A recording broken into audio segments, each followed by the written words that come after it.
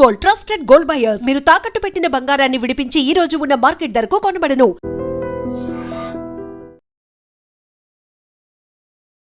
నమస్తే, welcome to iDream weekend update with కవిత.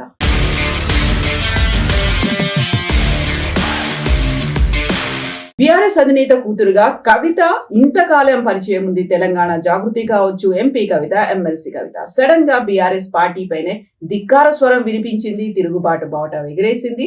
ఆ తర్వాత బయటకు వచ్చిన తర్వాత ఇంపాక్ట్ ఎలా ఉండబోతోంది అనే దాని మీద అంచనాలు, విశ్లేషణలు, సర్వేలు కూడా వినిపిస్తున్నాయి. బట్ ఇది చాలా ఎర్లీ అవుతుందా? స్ట్రాటజీ ఏంటో చెప్పకుండానే ఎందుకని ఇలాంటి విశ్లేషణలు వినిపిస్తున్నాయి? మనతో పాటుగా ఉన్నారు మన తెలంగాణ ఎడిటర్ అమర్ దేవులపల్లి గారు. సార్ నమస్తే. నమస్తే సార్. కవిత ముందు నుంచి కూడా తను ఏం చేయబోతోంది, తన స్ట్రాటజీ ఏంటి, ఎందుకని బీఆర్ఎస్ మీద అంతలా మాట్లాడుతోంది? నాన్న అని చెప్తూనే నాన్న చుట్టూ దయ్యాలు ఉన్నారని, నాన్నగారి ఆరోగ్యం కాపాడండి అని రామన్నకు చెప్తూ ఇవన్నీ చెప్తోంది. బయటకు వచ్చిన తర్వాత కూడా అదే మాటలు. బట్ సడన్ గా కేసీఆర్ కి షాక్, బీఆర్ఎస్ కి షాక్ అనే మాట. జస్టిస్ సుదర్శన్ రెడ్డికి మేము మద్దతు ఇస్తున్నాం అని చెప్పినప్పుడు షాక్ కూడా ఇచ్చేశారు.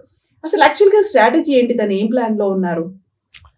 స్ట్రాటజీ ఏదైనా ఒకటి మనం అబ్జర్వ్ చేసినట్టయితే, ఆమె కవిత గారు 2019 లోక్సభ ఎన్నికలప్పటి నుంచే అసంతృప్తితో ఉన్నారు ఆమె వాళ్ళ పార్టీ పట్ల. భారత రాష్ట్ర సమితి, తెలంగాణ రాష్ట్ర సమితి భారత రాష్ట్ర సమితిగా రూపాంతరం చెందిన తర్వాత 2019 ఎన్నికల్లో ఆమె లోక్సభకు పోటీ చేసి ఓడిపోయిన తర్వాత అప్పటి నుంచి ఆమెలో అసంతృప్తి కొంత గూడు కట్టుకున్నది. బయటపడకపోయి ఉండొచ్చు, కొంత అక్కడక్కడ ప్రైవేట్ సంభాషణల్లో లేదా తన కుటుంబం దీనిలో కూడా ఆమె వ్యక్తం చేస్తూ వచ్చినట్టుగా మనకు అర్థం అవుతుంది. ఎందుకంటే 2019లో నిజామాబాద్ నుంచి లోక్సభకు పోటీ చేసి అప్పుడు ఓడిపోవడానికి కారణం తన పార్టీలోని వాళ్లే అనేది ఆమె అనుమానం. అది ఎంతవరకు నిజం మనకు తెలియదు. పార్టీ శాసనసభ్యులుగా పోటీ చేసిన వాళ్ళు తనకు సహకరించలే అని. ఎందుకంటే ఇక్కడ ఏం జరిగింది, 2018లోనే అయిపోయినాయి శాసనసభ ఎన్నికలు. సో వాళ్ళు గెలిచేసినారు శాసనసభ్యులంతా. ఇప్పుడు నిజామాబాద్ లోక్సభ సభ సెగ్మెంట్ కింద ఒక 6-7 శాసనసభ సెగ్మెంట్స్ ఉంటే ఆ శాసనసభ్యులంతా ఆల్రెడీ గెలిచేసినారు.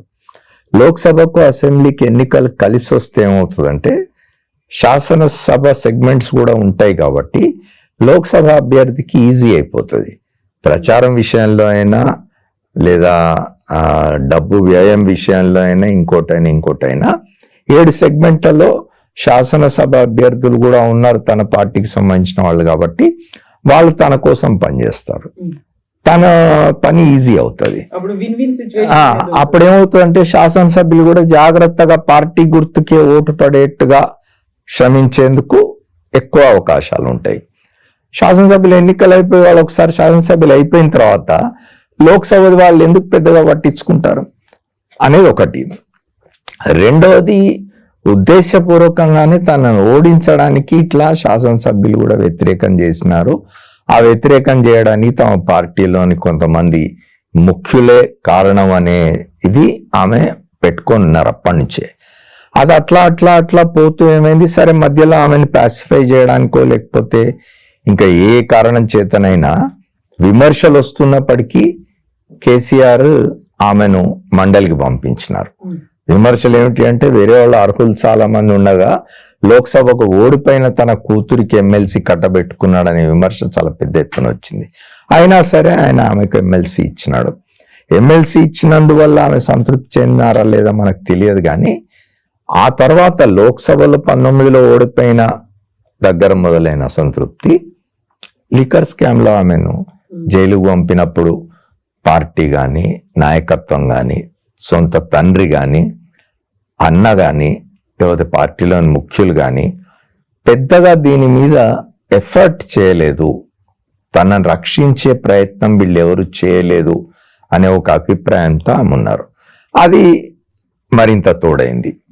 లోక్సభలో ఓటమి, ఆ తర్వాత లిక్కర్ స్కామ్లో జైలుకు పోవడం, పార్టీ నిరాసక్తత, తనను పట్టించుకుపోవడం, ఇవన్నీ బాగా పనిచేసినాయి. అక్కడి నుంచి వచ్చిన తర్వాత, బెయిల్ మీద వచ్చిన తర్వాత బయట అంటే కేసీఆర్ను కేటీఆర్ని వాళ్ళ పార్టీని సమర్థించే వాళ్ళు, కవితను విమర్శించే వాళ్ళు ఏం చెప్తారంటే, పట్టించుకోకపోతే 3-4 సార్లు కేటీ రామారావు కానీ హరీష్ రావు గారు కానీ ఎందుకు ఢిల్లీ వెళ్తారు, ఎందుకు తిరుగుతారు అని. సరే, కుటుంబ సభ్యురాలు, చెల్లెలు, కూతురు కాబట్టి ఆమెకు బెయిల్ ఇప్పించుకోవడానికి వాళ్ళ ప్రయత్నాలు వాళ్ళు చేసినారు, కానీ పొలిటికల్గా మాత్రం తనను పూర్తిగా తొక్కేస్తున్నారు అనే ఒక అభిప్రాయం ఆమెలో కలిగింది. వచ్చిన తర్వాత ఏం జరిగింది, బెయిల్ మీద వచ్చిన తర్వాత నువ్వు కొంతకాలం మౌనంగా ఉండు అని కుటుంబమే చెప్పింది అని. ఒక 3 మాసాలు 4 మాసాల పాటు ఆమె బయటికి రాలేదు, మీరు గమనించి ఉంటే. అది మరింత ఇది చేసింది, ఆమెలో అసహనానికి గురి చేసింది. ఇక ఆ పరిస్థితుల్లో ఆమె బయటపడాల్సి వచ్చింది. ఆ తర్వాత జరిగిన రజతోత్సవ సభలో ఆమెకు సరైన ప్రాముఖ్యత ఇవ్వకపోవడం, ప్రాధాన్యత ఇవ్వకపోవడం, మొత్తంగా కేటీఆర్ని ప్రొజెక్ట్ చేసే ప్రయత్నం చేయడం, ఈ మొత్తం జరుగుతున్న దానిలో మధ్యలో ఒకసారి కేటీ రామారావును ముఖ్యమంత్రి అభ్యర్థిగా ప్రొజెక్ట్ చేసి వ్యతిరేకత రావడంతో మళ్ళీ వెనక్కు తీసుకోవడం, కేసీఆర్ స్వయంగా మళ్ళీ బయటకు వచ్చి లేదు నేనున్నంత కాలం నేనే ముఖ్యమంత్రిని అని చెప్పుకోవాల్సిన పరిస్థితి రావడం, ఇవన్నీ కూడా కల్మినేట్ అయ్యి ఆమెలో ఓహో ఇక్కడ మనను ఉండనివ్వరు, నన్ను తొక్కేస్తారు, నన్ను రాజకీయాల్లో ఎదగనివ్వరిగా అనుకొని బయటపడ్డట్టుగా మనకు కనిపిస్తుంది. దీనికి ఇక చివరిలో జరిగింది ఏమిటి అంటే, రజతోత్సవ సభలో జరిగిన వ్యవహారాల్ని ఆమె తండ్రికి రాసిన లేఖ బయట పెట్టడం, ఆమె అమెరికాలో ఉన్నప్పుడు. అప్పుడే అన్నారు ఆమె, మా తండ్రి చుట్టూ దయ్యాలు ఉన్నాయి, మా తండ్రి దేవుడు అని చెప్పి. ఇప్పటికి కూడా ఇప్పుడు ఆమె అయితే ఒకటి కవిత గారు కూడా స్టాండ్స్ మార్చుకుంటూ వచ్చినారు. ఆమె ఏం చేసినారు, కేటీఆర్ను డైరెక్ట్ కేటీఆర్ పేరు తీసుకోకపోయినా కేటీఆర్ టార్గెట్గా మాట్లాడినారు ఆమె బయటకు వచ్చినప్పుడు. ఇప్పుడు హఠాత్తుగా అది మార్చేసి నా తండ్రి వాళ్ళ ఉచ్చులో చిక్కుకొని ఉన్నాడు, 2 ఉచ్చులో, అన్న నువ్వు కాపాడాలి తండ్రిని, పార్టీని కాపాడాలి, మన తండ్రిని కాపాడాలి అని అన్నను ఇచ్చేసేసి వీళ్ళ మీద చేస్తున్నది. ఇవన్నీ కూడా ఏమవుతాయంటే, జనం వింటూ ఉంటారు, చూస్తూ ఉంటారు, అబ్జర్వ్ చేస్తూ ఉంటారు, గమనిస్తారు ఎవరేం మాట్లాడుతున్నారు, ఎవరి వ్యవహార శైలి ఎట్లా ఉన్నది అనేది. ఎప్పుడు కూడా రాజకీయాలు అనేవి అంత ఇదిగా ఉండవు, డైనమిక్గా ఉంటాయి. రాజకీయాలు ఎప్పుడు మారుతూ ఉంటాయి, ఒకే విధంగా ఉండవు. రాజకీయాలు రోజు రోజుకు మారుతాయి. ఇవాళ ఉన్న విధంగా రేపు ఉండకపోవచ్చు, సంవత్సరం క్రితం ఉన్న విధంగా రేపు ఇంకో సంవత్సరం తర్వాత ఉండకపోవచ్చు. రాజకీయాలు ఎప్పుడు కూడా అవి చాలా డైనమిక్గా ఉంటాయి, ఎప్పటికప్పుడు పరిస్థితులు మారుతూ ఉంటాయి. ఎన్నికల సమయంలో మాత్రమే, ఎన్నికలు అనౌన్స్ చేసిన తర్వాత 3 మాసాలు 4 మాసాల కాలంలో మాత్రమే మనం ఖచ్చితంగా బేరీజ్ వేయగలం, ఎవరేమిటి, ఎవరి పరిస్థితులు ఏమిటి, జనం ఎట్లా బిహేవ్ చేస్తున్నారు అనేది. జనం కూడా చాలా విజ్ఞులు, బయటపడారు. అయితే ఈ ఇటీవలి కాలంలో ఈవీఎంల మీద వచ్చిన తీవ్రమైన సందేహాల కారణంగా ప్రజల పార్టిసిపేషన్ అనేది గందరగోళంలో పడింది, డౌట్లో పడింది. నిజంగా ప్రజలు పార్టిసిపేట్ చేస్తున్నారా, లేక ఈవీఎంలను మేనేజ్ చేసి గెలుపోవటంలు జరుగుతున్నాయా అనే సందేహాలు ఇటీవల కాలంలో చాలా వచ్చినాయి. ఇప్పుడు జాతీయ స్థాయిలో రాహుల్ గాంధీ చేస్తున్న ఉద్యమం దాని మీదనే, ఓట్ చోరీ అంటున్నాడు ఆయన. ఓట్ చోరీ అంటే ఏం లేదు, ఈవీఎంలను మేనేజ్ చేస్తున్నారు అనే ఒక ఇదే కదా. కాబట్టి ప్రజలు ఎంతవరకు పార్టిసిపేట్ చేస్తున్నారు, ప్రజలు పార్టిసిపేట్ చేసినప్పుడు మాత్రం తప్పనిసరిగా వాళ్ళు చాలా క్లియర్గా ఇది ఇస్తారు, తీర్పిస్తారు. మనం మొదటి నుంచి చూస్తూ ఉన్నాం ఎట్లా తీర్పులు ఇచ్చినారు అనేది. కాశ్మీర్ నుంచి కన్యాకుమారి దాకా ఒకే రకమైన తీర్పు ఎట్లా ఇస్తారు ప్రజలు. కాబట్టి వాళ్ళు కేర్ఫుల్గా అబ్జర్వ్ చేస్తుంటారు. ప్రజలకేం తెలియదు, ప్రజలేం చూడరు, ప్రజలేం అర్థం చేసుకోరు. మనం పోయి అడిగితే ఓటేస్తారు, లేకపోతే ప్రలోభాలకు గురై ఓటేస్తారు అని అనుకుంటే పొరపాటు. ప్రలోభాలు 1% పనిచేస్తే చేయొచ్చు, కొంత మైనర్ అది. బట్ మెజారిటీ ప్రజలు అప్పుడున్న పరిస్థితుల్లో, అప్పుడున్న రాజకీయ పార్టీల పనితీరు, వాళ్ళ వ్యవహార శైలి చూసి ఓట్లేస్తారు. సో ఇప్పుడు కవిత లేవనెత్తినటువంటి విషయాలు కావచ్చు, తను బయటికి వచ్చిన తర్వాత మాట్లాడినటువంటి విషయాలు కావచ్చు, అది పూర్తిగా తన వ్యక్తిగతం అనుకుంటున్నారా, కుటుంబానికి సంబంధించినవా, పార్టీ పరంగా ఆవిడ చేసినటువంటి విమర్శ అనుకుంటున్నారా మీరు? ఇప్పుడు ఒకటండి, ఆమె చేసిన ఆరోపణల్లో ప్రధానమైంది తన కుటుంబంలోనే సన్నిహిత కుటుంబ సభ్యులిద్దరూ అవినీతి పరులు అని ఆమె చేసింది. వాళ్ళ ఇంట్లో బంగారం ఉంటే తెలంగాణ అయిపోతుందా అని ఒక డైలాగ్ కొట్టింది. 10 ఏళ్ళు ఆమె లోపట్టున్నారు. ఇప్పుడు అనొచ్చు అంతర్గతంగా నేను చాలా కొట్లాడినా, చాలా చెప్పినా అని. అది సరిపోదు. నువ్వు 10 ఏళ్ల పాటు లోపట ఉండి, నువ్వు 10 ఏళ్ల పాటు నిజంగా ఇది జరుగుతూ ఉంటే ఇదంతా చూసి నువ్వు దీన్ని ఆపడానికి కానీ, నిరోధించడానికి కానీ, కనీసం దీన్ని ఎక్స్పోజ్ చేయడానికి కానీ ప్రయత్నం చేయలేదు. ఇవాళ సామాజిక తెలంగాణ అంటున్నారు ఆమె. పార్టీ 2014 జూన్ 2న అధికారంలోకి వచ్చినవి రాగానే అధినాయకుడు కేసీఆర్తో మన పార్టీ సామాజిక తెలంగాణ అనే అంశంతో ముందుకు పోవాలి, ఇది నా వైఖరి అని బలగుద్దినట్టు చెప్పి ఆ వైపు ఎందుకు నడిపించలేదు? ఒకటి. రెండోది, ఇప్పుడు 10 ఏళ్ల తర్వాత బయటకు వచ్చి మీరు సామాజిక తెలంగాణ అంటున్నారంటే ఈ 10 ఏళ్ళు మీరు సామాజిక తెలంగాణ కోసం పనిచేయలేదు, లేదా సామాజిక అంశాల మీద మీ తండ్రి గారి ప్రభుత్వం దృష్టి పెట్టలేదు అనుకోవాలా? ఆయన చాలా చెప్తున్నారు కదా, రైతు బంధు ఇచ్చాను నేను, దళిత బంధు ఇచ్చాను నేను, బీసీలకు గొర్రెలు మేకలు చేసినాను, తర్వాత పేద వర్గాలకు సంబంధించి నేను ఇవి చేసినాను, పెన్షన్లు ఇచ్చిన, ఇవి చేసిన అని చెప్తున్నాడు ఆయన. అనేక కార్యక్రమాల గురించి ఆయన కానీ ఆయన పార్టీ కానీ మాట్లాడుతున్నది.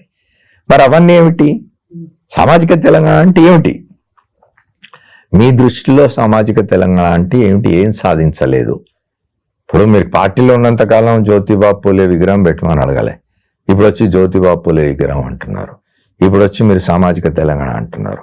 ఇప్పుడు వచ్చి మీరు ప్రజలు కష్టాల్లో ఉన్నారంటున్నారు. అంటే 10 ఏళ్ళు మీ నాయన రాజ్యంలో, అంటే మీరు పార్టిసిపేట్ చేసినారు ఆ గవర్నమెంట్లో. మీరు లోక్సభ సభ్యురాలిగా ఉన్నారు. పార్టీలో మీరు ఒక పార్టీకి సంబంధించిన ఒక అనుబంధ సంస్థ అనుకోండి, తెలంగాణ జాగృతి పేరు మీద మీరు అనేక కార్యక్రమాలు చేసినారు.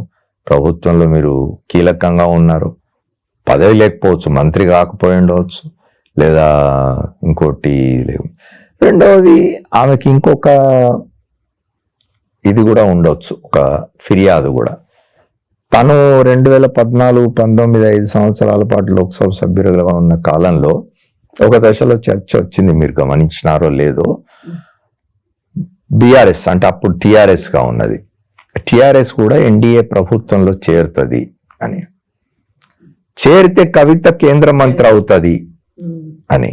అయితే కవితను కేంద్ర మంత్రివర్గంలోకి తీసుకోవద్దు అని కేసీఆర్, కేటీఆర్ వాళ్ళ పార్టీకి సంబంధించిన వాళ్ళు అడ్డుకొట్టినారనే ఒక కోపం కూడా ఆమెకు ఉండొచ్చు, ఆగ్రహం కూడా ఆమెకు ఉండొచ్చు. ఇట్లాంటివన్నీ పనిచేసి ఆమె, అయితే ఇక్కడ ఇవన్నీ పనిచేసి బయటికి వచ్చిందా, ఏం జరిగిందా అనేది అట్లా పెట్టి ఇంకొక వైపు నుంచి మాట్లాడితే, కుటుంబంలోనే ఆమెను ఇట్లా ప్రేరేపించి చేయిస్తున్నారు, కుటుంబంలోనే ఎవరో అనేది అదొక చర్చ కూడా జరుగుతున్నది. కావాలనే ఆమెతో మాట్లాడిస్తున్నారు, టార్గెట్ చేసి ఎవరో ఒకళ్ళని బయటికి పంపించడం కోసం ఇదంతా చేస్తున్నారు అని.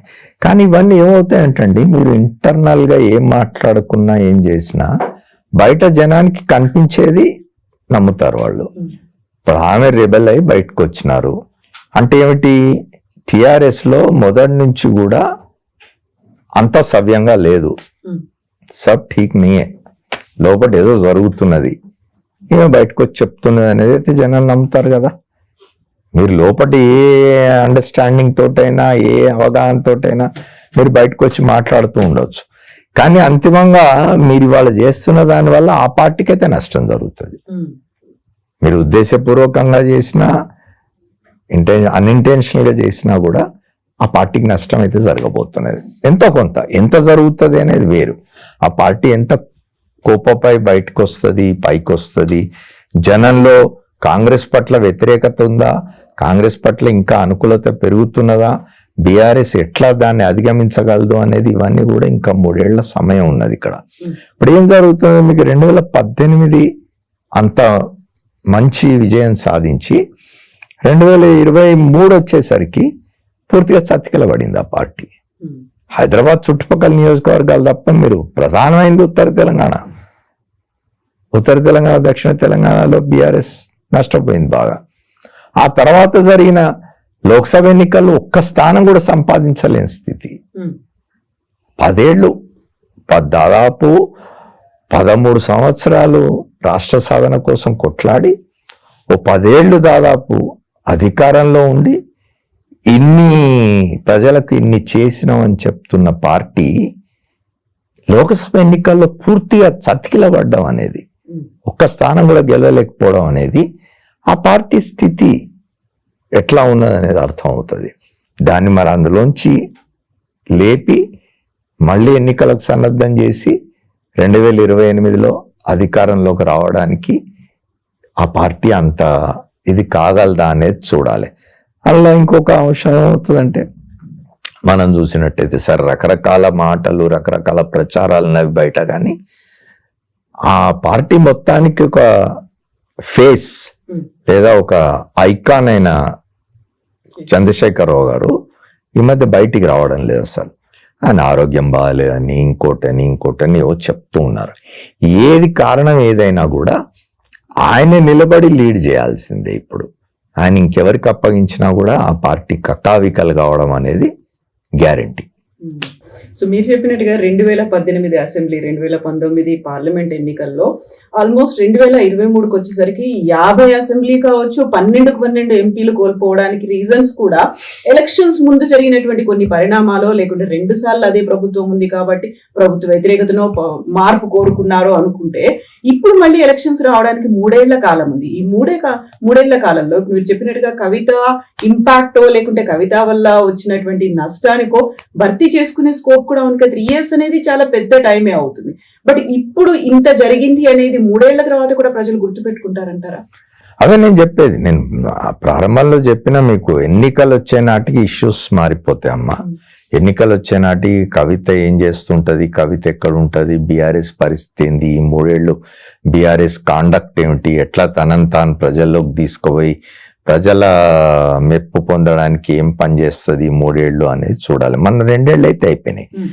రేపు నవంబర్ వస్తే డిసెంబర్ 7న కొత్త ప్రభుత్వం వచ్చింది మన దగ్గర 23లో. సో 2 ఏళ్ళు పూర్తవుతుంది డిసెంబర్ 7కి. మరి పూర్తయ్యే నాటికి ఈ 2 ఏళ్లలో ఏమిటి మీ ప్రోగ్రెస్ రిపోర్ట్? ఇప్పుడు ఒక్కటమ్మా, రేవంత్ రెడ్డిని కేటీ రామారావు తిట్టడం, కేటీ రామారావు రేవంత్ రెడ్డి తిట్టడం, ఇవన్నీ పార్టీ ఏదో బలోపేతం అవుతుంది అని మురిసిపోవడానికి వీల్లేదు. అవన్నీ కూడా పొలిటికల్ దీనిలో మాట్లాడుకుంటారు, తిట్టుకుంటారు, ప్రజలకు కూడా తెలుసు అవన్నీ. ఇప్పుడు ఇవాళ కేటీ రామారావు గారు కాంగ్రెస్ ప్రభుత్వాన్ని, రేవంత్ రెడ్డిని చేస్తున్న విమర్శలు, తిడుతున్న తిట్లు, అటు ముఖ్యమంత్రి రేవంత్ రెడ్డి గారు దానికి జవాబుగా వీళ్ళ మీద చేస్తున్న విమర్శలు, ఇవన్నీ కూడా వ్యక్తిగతం అయిపోతాయి. రేపు ఇష్యూస్ ఏమున్నాయి అనేది వస్తుంది. ఇవాళ చూడండి మీరు, రేపు ఎన్నికల ఒక 6 మాసాల ముందు నుంచి వివిధ వర్గాల ప్రజలకున్న సమస్యలు ఏమిటి, వాళ్ళు ఎంత తీవ్రంగా దానివల్ల ఇబ్బంది పడుతున్నారు అనేవి బాగా పనిచేస్తాయి. కాబట్టి ఇప్పుడు నిజంగా కూడా ఇవాళ కవిత చేసింది కూడా అప్పటిదాకా ఉంటుందని నేను అనుకోను. ఇప్పుడు ఆమె తన సన్నిహిత కుటుంబంలోని 2 సభ్యులను గురించి మాట్లాడింది. వాళ్ళ ఇళ్లలో బంగారం ఉంది కాబట్టి బంగార తెలంగాణ అయిపోదు కదా అని. అవన్నీ కూడా అప్పటికి ఇంకా జనంలో ఉండి, అప్పటికి ఇంకా జనం వాటిని ఇప్పుడు నమ్ముతున్నారా లేదా కూడా చెప్పలేము. రేపు అప్పటికైతే ఇంకా అసలు అవన్నీ ఫేడ్ అయిపోవచ్చు, కొత్త ఇష్యూస్ రావచ్చు, ఇంకేమైనా కొత్త సమస్యలు రావచ్చు. అవి బీఆర్ఎస్ కు అనుకూలంగా పనిచేసే సమస్యలు కావచ్చు, లేదా బీఆర్ఎస్ ను మరింత ఇబ్బందులో పడేసే సమస్యలు కావచ్చు, చెప్పలేము. కాంగ్రెస్ పర్ఫార్మెన్స్ మీద కూడా ఆధారపడి ఉంటుంది. వాళ్ళ ప్రభుత్వ పనితీరు ఎలా ఉంది, అంతే కదా, మంత్రివర్గం ఏం చేస్తుంది, ఎట్లా పనిచేస్తున్నారు ప్రభుత్వం, how the government is delivering the goods to people అనేది అనేది కూడా చూస్తారు ప్రజలు. బీఆర్ఎస్ కవితని సస్పెండ్ చేసి 10 రోజులు అవుతుంది. 10 రోజుల్లో కవిత డెవలప్మెంట్స్ ఏమైనా ఉన్నాయా, లేకుంటే ఫ్యూచర్ స్ట్రాటజీ ఏంటి, తను ఏం చేయబోతోంది అనే దానికి సంబంధించి ఇప్పటికీ ఎలాంటి ప్రకటన లేదు, ఒక స్పష్టత కూడా లేదు. కాకపోతే ఇంట్రెస్టింగ్ థింగ్, కేసీఆర్ పుట్టినటువంటి ఊరు, ఆ చిన్నప్పుడు తను పెరిగినటువంటి ఊరు చింతమడక నుంచి కొంతమంది గ్రామస్తులు వచ్చారు, కవితని బతుకమ్మ సెలబ్రేషన్స్ కోసం మా దగ్గరికి రండి, పండుగ సెలబ్రేట్ చేసుకోండి అని పిలిచారు. అంటే అక్కడి నుంచి ఒక తనకి పాజిటివ్ ఆస్పెక్ట్ ఏదైనా కనిపిస్తుంది అంటారా? వాళ్ళకి వెల్కమ్ చేస్తున్నారని చెప్పొచ్చా? ఇది ఎట్లా ఉంది అసలు? ఇప్పుడు ఒక గ్రామం, అది కూడా ఏమిటి వాళ్ళ స్వగ్రామం అది. ఇప్పుడు కవిత నిజామాబాద్ జిల్లా అబ్బాయిని పెళ్లి చేసుకున్న ఆమె తండ్రికి సంబంధించిన విలేజ్ అది. ఆ విలేజ్ తో ఆమెకు తప్పనిసరిగా విలేజ్ లో ఉన్న జనంతో వాళ్ళతో పరిచయాలు ఉంటాయి, సంబంధాలు ఉంటాయి, అనుబంధాలు ఉంటాయి. అక్కడి నుంచి కొంతమంది వచ్చి పిలవడానికి పెద్ద పొలిటికల్ ఇంపార్టెన్స్ దానికి ఇవ్వాల్సిన అవసరం లేదు. ఇప్పుడు ఇంకోటి ఏమిటి అంటే, ఆమె ఈ బతుకమ్మ అనేది తెలంగాణ జాగృతి పెట్టిన నాటి నుంచి, ఉద్యమ కాలం నుంచి కూడా దీన్ని ఒక మూమెంట్ లా తీసబోతున్నాయి.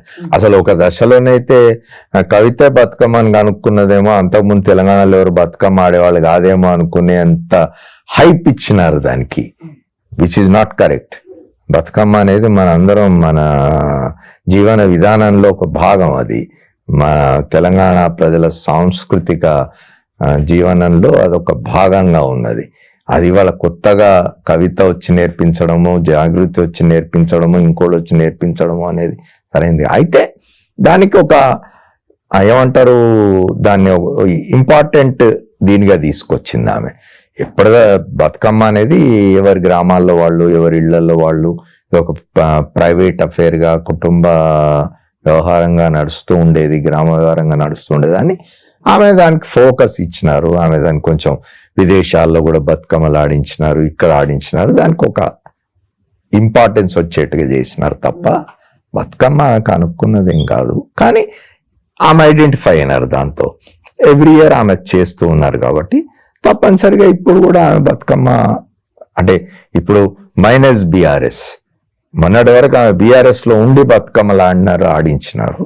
ఇప్పుడు మైనస్ బీఆర్ఎస్ బతుకమ్మలు ఆడాలి, బతుకమ్మలు ఆడించాలి, దానికి వచ్చే రెస్పాన్స్ ఎట్లా ఉంటుంది. మనం ఈ మధ్య చూసినాం అంటే పాలిటిక్స్ అట్లానే ఉంటాయి, కట్ త్రోట్గా ఉంటాయి పాలిటిక్స్. తల్లి లేదు, తండ్రి లేదు, కొడుకు లేడు, కూతురు లేదు అన్నట్టు ఉంటుంది పాలిటిక్స్ లో. ఈ మధ్య కాలంలో చూసినాం మనం, కవిత ఎక్కడైనా ఉద్యమాలు చేస్తుంటే, దీక్షలు చేస్తుంటే, లేకపోతే ధర్నాలు చేస్తుంటే, BRS as a political party is not with her. వాళ్ళు ఎవరు బీఆర్ఎస్ శ్రేణులు కానీ, కింద స్థాయి నాయకులు కానీ, జిల్లా లెవెల్ నాయకులు కానీ, వాళ్ళు ఎవరు కూడా పార్టిసిపేట్ చేయడం లేదు. మీరు చూస్తే మీరు కవిత ప్రెస్ కాన్ఫరెన్స్ పెట్టిన, కవిత అదేంటి ధర్నా చౌక్ దగ్గర దీక్ష చేసిన, ఒక ధర్నా చేసిన, కనిపించే వాళ్ళంతా కూడా మీరు చూడండి బీఆర్ఎస్ నోన్ ఫేసెస్ ఏ ఉండవు, మీకు కొత్త వాళ్ళు ఉంటారు. తప్పు కాదు, తప్పేం లేదు కొత్త వాళ్ళు రావడంలో, కానీ అది మనకు క్లియర్ గా కనిపిస్తుంది. అంటే పొలిటికల్ గా ఆమెను ఐసోలేట్ చేస్తున్నారు, అంతవరకు కనిపిస్తున్నది.